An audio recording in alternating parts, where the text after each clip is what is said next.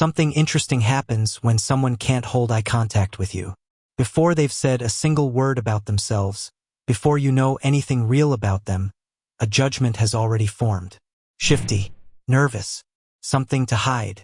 It's automatic, almost involuntary, and it's almost always wrong.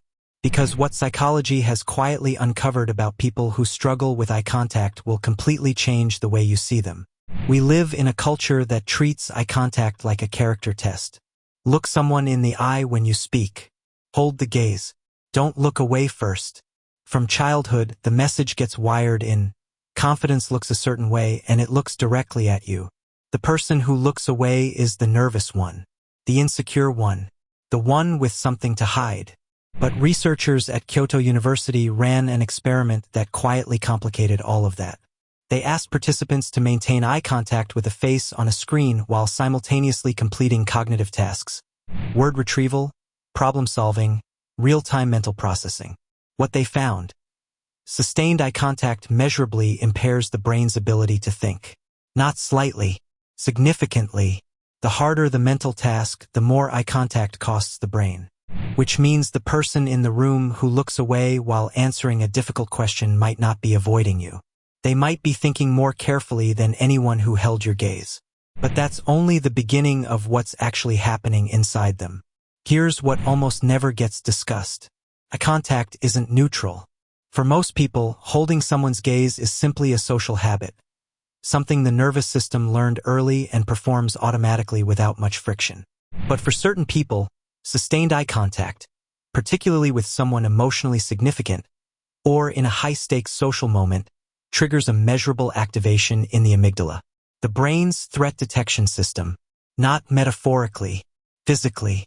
The same system that sounds an alarm when real danger is near treats prolonged direct eye contact as a signal that needs to be investigated. And in people whose nervous systems are wired with higher sensory sensitivity, that alarm doesn't quiet down the way it does in most people. It stays elevated. So they look away, not because they don't care, not because they're dishonest, because their nervous system is trying to de-escalate an internal alarm that nobody else in the room can even hear. What makes this genuinely painful is that they already know how it looks. They've known since they were young. They've watched the micro-expression shift on someone's face the moment they break eye contact, the slight narrowing of the eyes, the barely perceptible withdrawal of trust. They feel it happen in real time, and they can't explain why their body won't cooperate. Why the one thing that would make them appear present and trustworthy is the exact thing their nervous system refuses to sustain. So they learn to fake it. They practice in mirrors. They count seconds. They develop quiet workarounds. Looking at the space between someone's eyes, focusing on one eye at a time, holding contact just long enough before looking away and hoping the gap went unnoticed. And after all of that effort, they're still being read as distant, evasive, not quite there. Here's what nobody tells them. Research has shown that people who struggle most with sustained eye contact often feel the emotional weight of a single-held gaze far more intensely than people who maintain eye contact without thinking.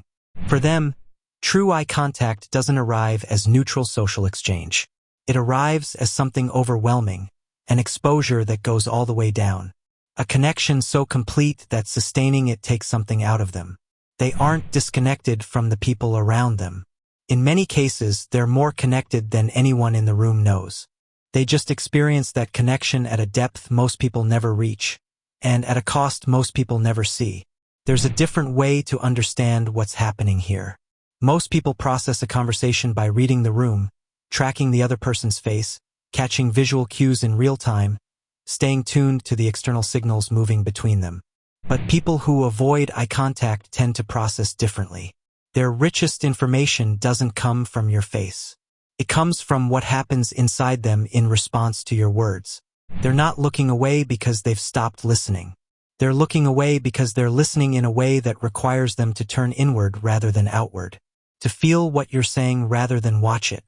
This is why people who struggle with eye contact are so often described by the people who actually know them as the most honest people in the room, the most present, the most attuned.